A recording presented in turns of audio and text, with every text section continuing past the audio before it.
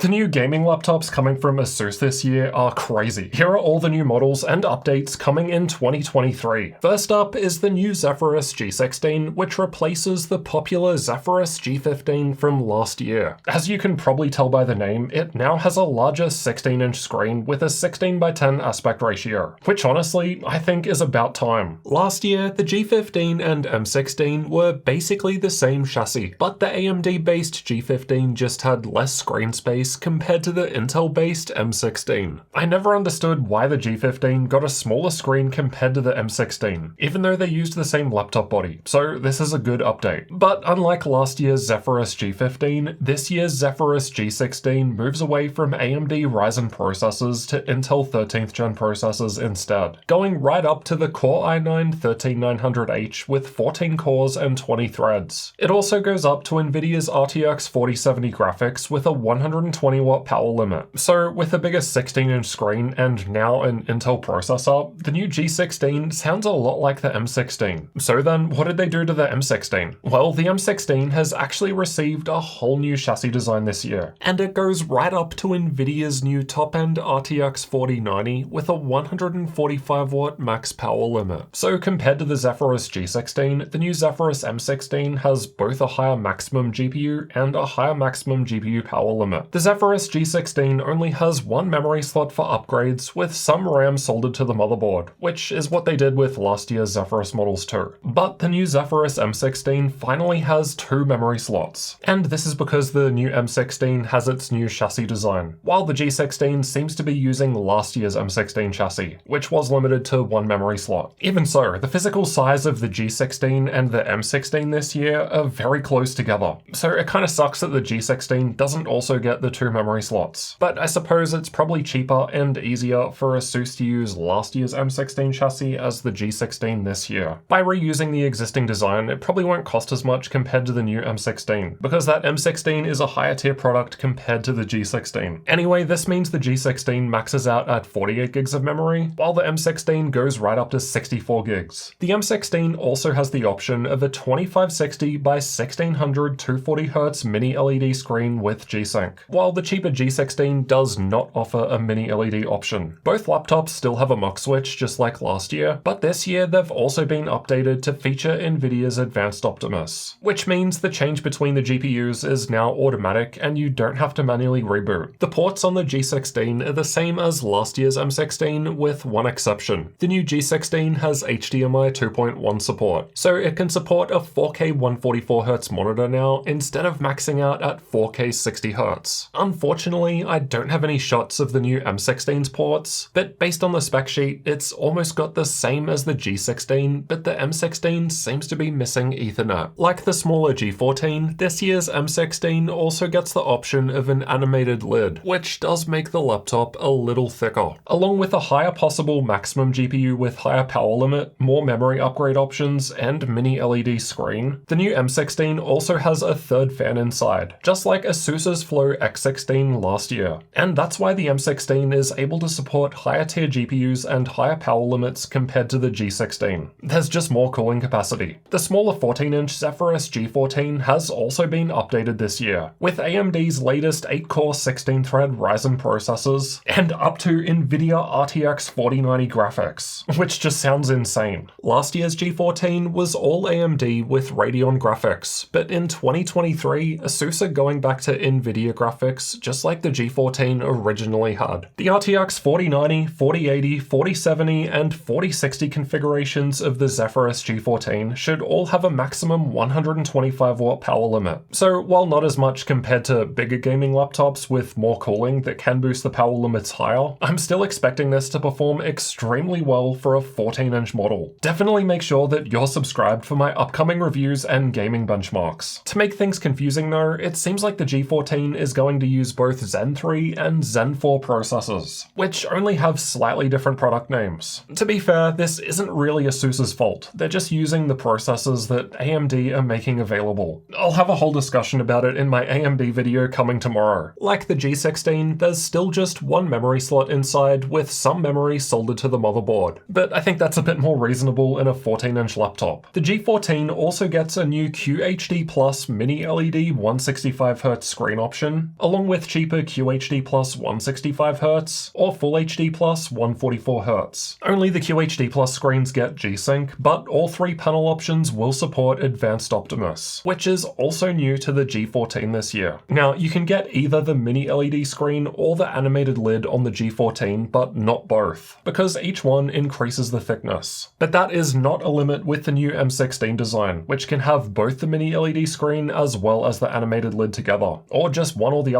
or neither, it's your choice. The Zephyrus Duo 16 also gets an update to AMD's latest Zen 4 processors. Unfortunately, I can't share with you what AMD has coming until tomorrow, so stay tuned for that video. But compared to the Ryzen 9 6900HX found in last year's Duo 16, well, think double. The other big change to the Duo 16 is that the graphics now go up to RTX 4090, but unlike the smaller G14, there's a higher 165W power limit, so more performance. Alright, let's get into the Strix G and Strix Scar gaming laptops. These are quite similar to each other, but the Strix G is a lower tier compared to the Scar, which has some extras. This year, we're getting new 16 and even 18-inch models of the Strix G and Strix Scar laptops, with taller 16x10 screens, so more vertical screen space compared to 16x9, and even with the option of mini LED. The lower tier Strix G maxes out with NVIDIA RTX 4080 graphics, while the higher tier Scar goes up to RTX 4090, though both have a maximum 175W power limit and up to Intel 13th Gen HX processor, so up to 24 cores and 32 threads of CPU power. Both the 16 and 18-inch models use Thermal Grizzly's Conductonaut Extreme liquid metal on both the CPU and GPU to maximize performance. And Conductonaut Extreme is higher quality compared to the other liquid metal that ASUS have been using. It does cost more, but considering that it can further lower temperatures by 5 degrees Celsius compared to the other liquid metal, it kind of makes sense to use in higher end models to get maximum performance. Last year in 2022, this was only found on the CPU of the Zephyrus Duo 16, Scar 15, and Scar 17, but this year we're seeing it on the GPU as well. I've also got to say, it's really cool that ASUS publishes this page specifying what thermal interface material is used on both the CPU and GPU. Most other companies will just keep you guessing. Again, just like the other laptops, not only do these still have a MUX switch just like last year, but they also get updated to feature Advanced Optimus. Both the Strix G and Strix Scar have an RGB light bar on the front, but ASUS tells me that they've updated it so that the bottom panel doesn't have ribbon cables connecting to the motherboard anymore. I think that this is a welcome and seriously underrated change. I've personally broken the RGB on a Scar laptop because I forgot about the cables when I went to pull off the bottom panel, and if I've done it, I wonder how many people who have bought that laptop have done it. This year's models also now have a webcam above the screen, something that they've been missing until now. Something else that's different with the Strix G and Scar 16 and 18-inch models is that they have a third fan inside, just like that Zephyrus M16. A downside of this is that just like last year's X16, which first introduced the tri-fan design, it means the entire back of the laptop becomes a heatsink, so rear ports are no longer possible. Here we can see the power input, Ethernet, and HDMI ports are now on the left, whereas last year those were all out of the way and on the back. On the plus side, at least we're getting more RGB lighting on the back. Now, in between those 16 and 18-inch models, we do have a 17-inch version of the Strix G and Scar, but it's still using the older chassis design from last year. So unfortunately that one does still have those ribbon cables for the RGB light bar. But this also means that the Scar 17 has a 16x9 screen rather than 16x10 like the new 16 and 18-inch versions. And the 17-inch version is also using AMD's Zen 4 processors with up to NVIDIA RTX 4090 graphics. At least for the Scar anyway, because the Strix G17 goes up to RTX 4070. So again, Strix G is lower tier compared to the Scar. But yeah, this year only the 17-inch models use AMD processors. The Strix G17 and Scar 17 still have the ports on the back, as again, that's last year's design. Next up is the new ASUS TUF A16 Advantage Edition, an all AMD gaming laptop with both Ryzen processors and Radeon graphics, as well as a MUX switch and a 120W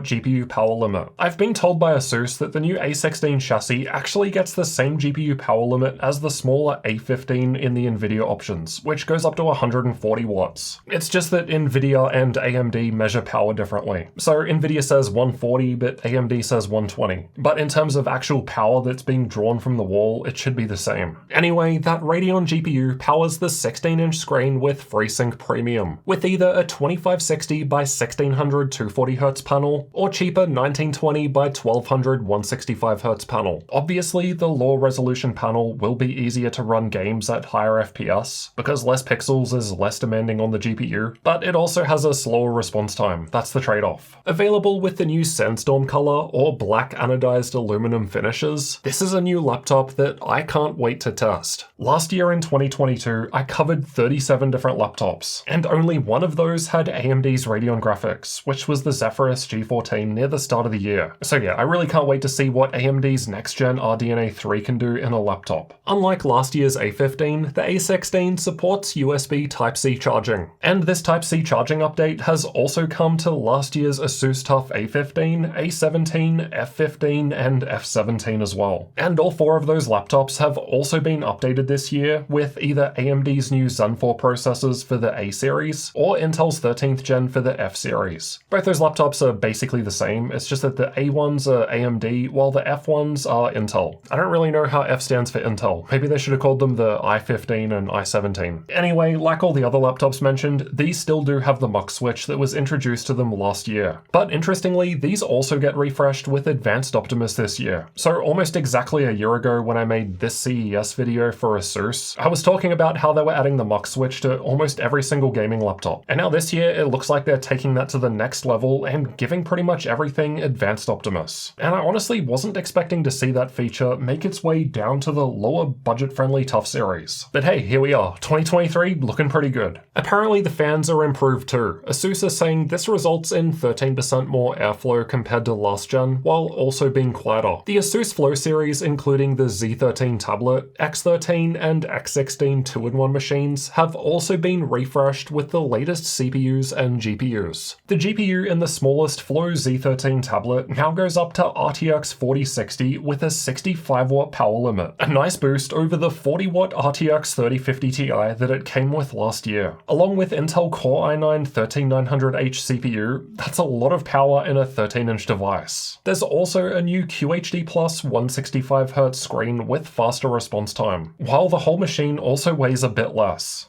Kind of important for a device that's clearly focused on portability first. It's also good that they've got the QHD screen option now. Last year they did either Full HD or UHD 4K because there just weren't any other high refresh 13-inch options on the market. Unfortunately, ASUS doesn't manufacture the screen panels, at least not as far as I'm aware, so they can only use what's actually available out there, or I suppose they might be able to pay those companies a bunch of money in order to develop a custom screen for them. Now, I still think QHD Plus is probably an overkill resolution at 13 inches, but I think it replaces the 4K option that they had last year, so I'm not complaining. The Flow X13 also gets a boost from RTX 3050 Ti graphics at 40 watts to a 4070 with 60 watts. But again, don't worry, there will also be cheaper options with lower spec CPUs and GPUs too. It's kinda interesting that the X13 maxes out at RTX 4070 graphics, while the Z13 maxes out at 4060 graphics. Both are still 13-inch devices, and I've been told that the Z13 apparently has more thermal headroom. Maybe we'll see the 4070 in the Z13 in future. The X13 is still using an 8-core AMD CPU, but with Zen 4 now, there's going to be even more performance. And it also gets the same QHD+ 165Hz screen update as the Z13, but there's still a cheaper 1080p 240Hz option. I think it's good that they still offer it with that cheaper screen option, because if you're going to buy the XG Mobile eGPU and connect it to that, you're probably going to be using an external monitor. So there's no point spending extra money to get the Z13 screen looking good if you're just going to use a different screen anyway.